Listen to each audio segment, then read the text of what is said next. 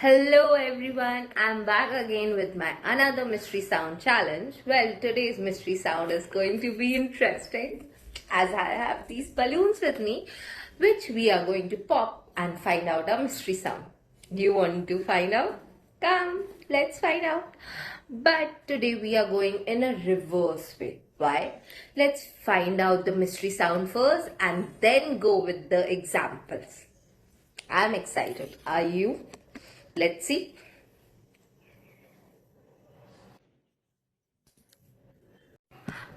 Well, look what did I found. The mystery sound for today is.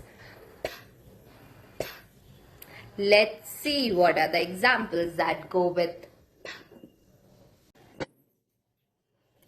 Okay, so I got this paper. Let's see what it is.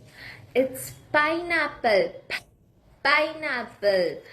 Let's pop another one and see what's in that.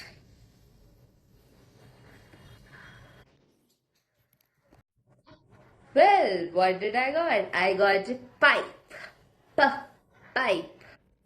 I have another one. Let's pop and see what did I get. Well, I got a color. And what is the color? It's pink. Pink. So what is the sound? P, p.